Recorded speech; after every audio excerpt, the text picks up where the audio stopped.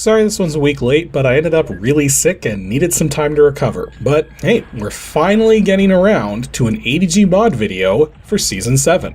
Plus, this is the first mod video where we're going to be taking a look at an official expansion pack for a game, specifically the Ghost Bears Legacy expansion for MechWarrior 2, which, kinda explains a lot more than you might expect. And I don't mean in terms of Battletech lore, but in terms of how we ended up with the glitchy mess of MechWarrior 2 Mercenaries following the original masterpiece of MechWarrior 2. But first, let's go over the basic gist of what this quote-unquote expansion pack is. Now, Ghost Bears Legacy is effectively a brand new MechWarrior 2 campaign where you take the role of a brand new MechWarrior aiding Clan Ghost Bear in their endeavors following the Refusal War fought in the original MechWarrior 2 between Clan Wolf and Clan Jade Vulcan, taking the player through about a dozen missions. Now, it adds 14 new mechs to pilot, nearly doubling the roster in the process, features some new weapons you can equip on your mechs, and has a mix of old and new music on the CD itself. At first glance, it's going to seem like this is just more content for Mech 2. Except, the more you dig into this thing, the more you realize it's a little insidious and deceptive in regards to what you're getting. Not that what you get is bad, just not delivered honestly, and often not done nearly as well as the original MechWarrior 2. And believe it or not, all of this starts with the installer. When you go to install the Ghost Bears Legacy expansion, the installer specifically asks you to put in your original MechWarrior 2 CD before it will continue. The idea being that it wants to check to make sure you have a legitimate copy of the game before it installs. And that kind of makes sense, since expansion packs generally work off of the content from the original game, meaning if you don't have the original game, then some of the files needed to run the expansion content won't be there.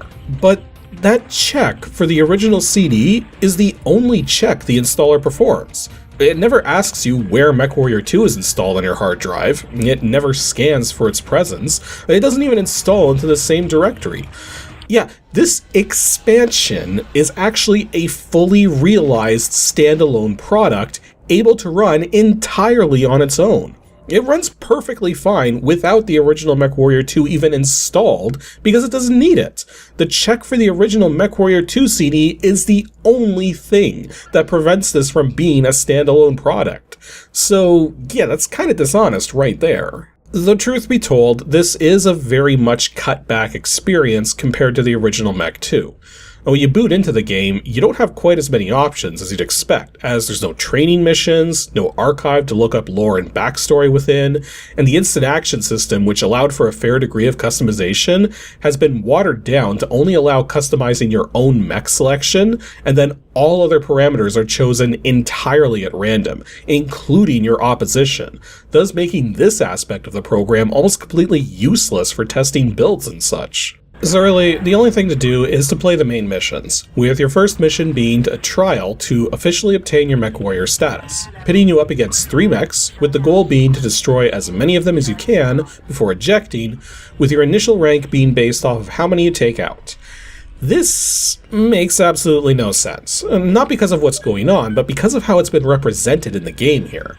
This is supposed to be an event known as the Blooding, where new mech warriors attain their initial rank by going up against peers of increasing rank and difficulty. But the thing is, in Battletech lore, the stronger opponents aren't supposed to come after you unless you fire on them or defeat the weaker opponents first. Yet here in this game, you fight all 3 at the same time. In any case, once you get through that, you come up to your first real mission, where you have to help defend an HPG uplink satellite from an assault, which naturally is going to require a decent assault mech to... why can't I change my mech selection? Yeah, one of the brain-dead decisions this game decided to do is make it so that you can only change your mechs once every few missions, whenever you go back to the planet that you started at.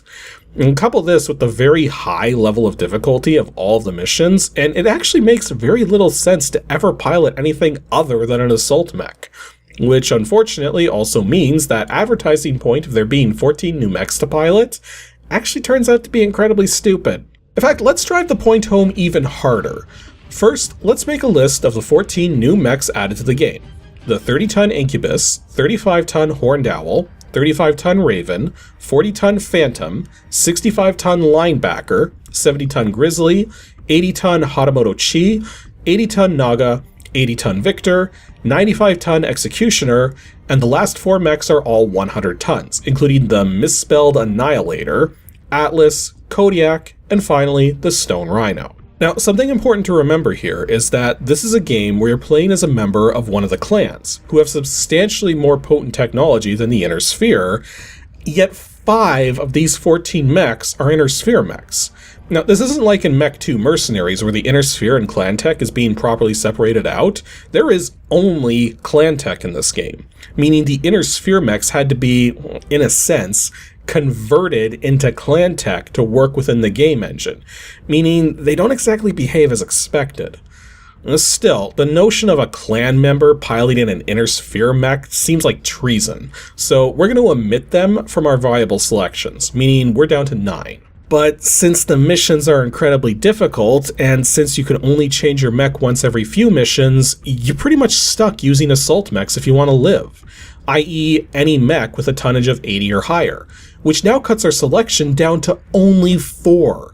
Thus, despite the huge increase in the number of mechs available, these 4 are really the only ones you're going to get a chance to use in a proper way, especially given that you can't really do much with the instant action feature.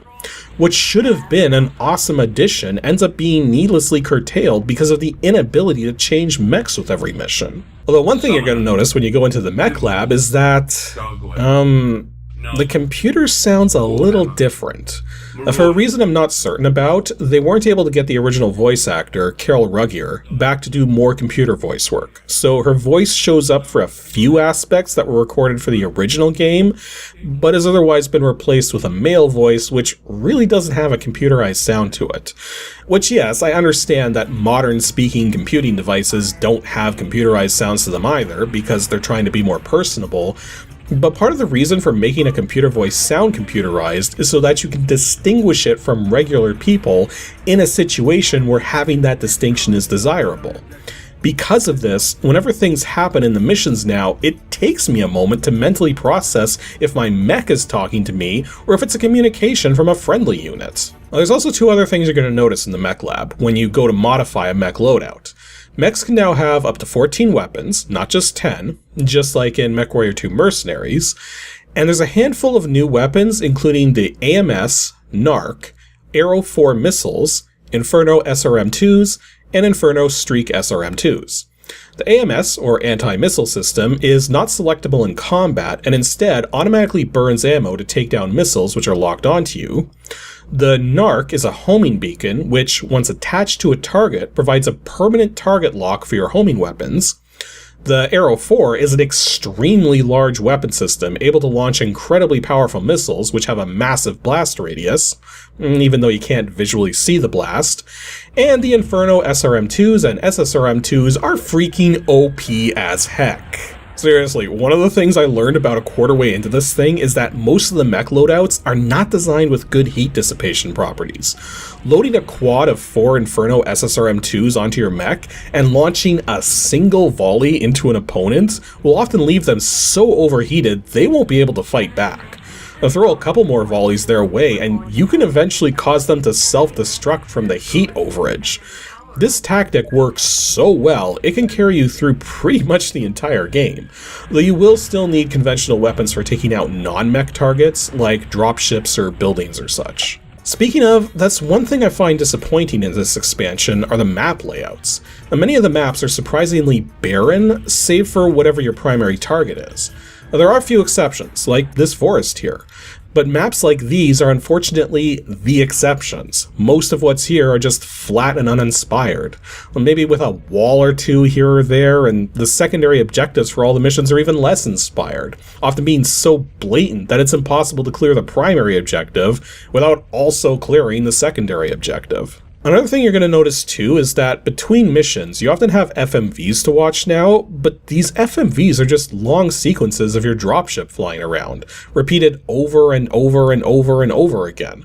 They get old fast, and thankfully you can skip them, but even the original Mech 2 knew not to throw FMVs around like crazy, only having them for important things, like choosing your clan at the start. The choice between Clan Jade Falcon and Clan Wolf was pivotal in the original game because it defined pretty much which half of the game you're going to be playing, and thus FMVs followed to indicate the gravity of your decision and showcase the honor you would bring, and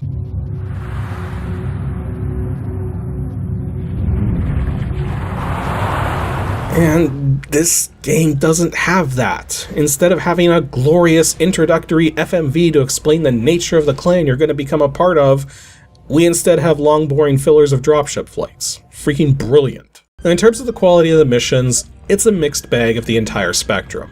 Now, there's some good missions, like this one where you have to assault a dropship to get its commander to come out, but then you have to disable the commander instead of killing him.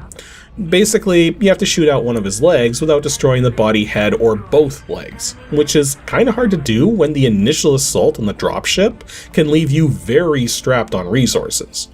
Or another one of the good missions is having to inspect some buildings for mechs without destroying any of the buildings, which is tricky because a firefight does break out and you need to make sure you're not off the mark with your aiming.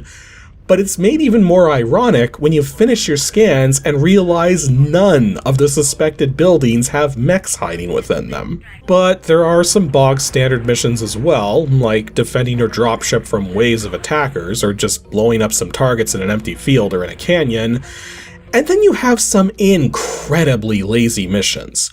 I'm about to show you one such mission in its entirety, where I have to go kill my commanding officer for violating his orders, even though his orders were contrary to the goals of the mission I was on.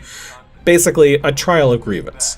By all rights, this should be a super hard one-on-one fight and thus should make for an epic battle, but let's watch how it actually plays out.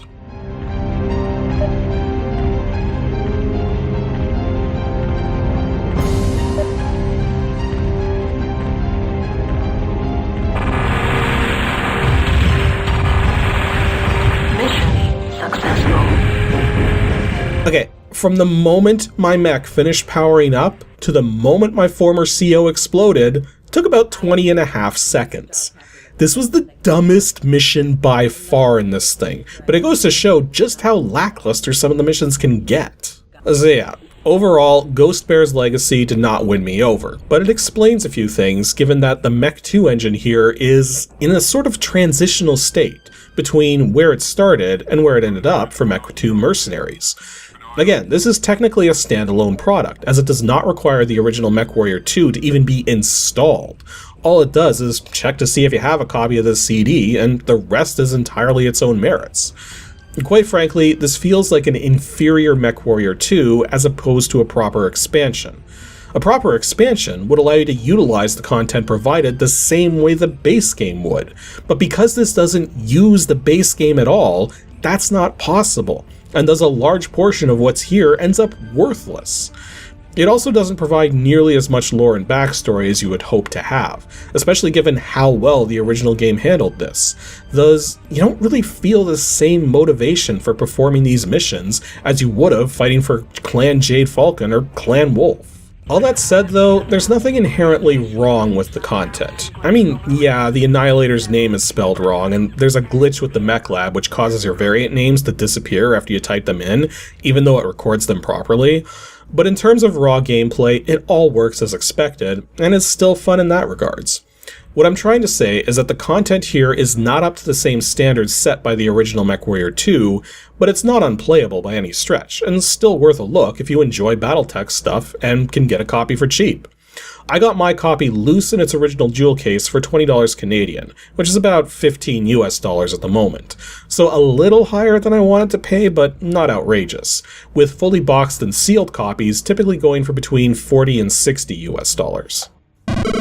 Anywho, that's all for today's ADG mod video. Next up, 2 Saturdays from now, on July 22nd, will be a filler video, and while I know a lot of people want to hear my thoughts on the new System Shock remake which came out recently, I'm not really ready to serve up a proper video on it, as I want to beat the game on my own time first, and I haven't really had enough time to do that yet, so that'll come later. Instead, I'm going to be talking about a game which has had a surprisingly large influence on my own game development efforts. Despite being an old NES title few people talked about back then and even now. so make sure to stay tuned to see what such game could still have relevant features and mechanics over 30 years later. Primary objective, defend jump ship. Successful. Secondary objective, destroy all enemy units. Successful. Mission successful. Thanks for watching, everyone, and extra special thanks to all the folks shown here supporting me on Patreon. If you'd like to support the show directly and see your name here as well, head on over to patreon.com/KASICK.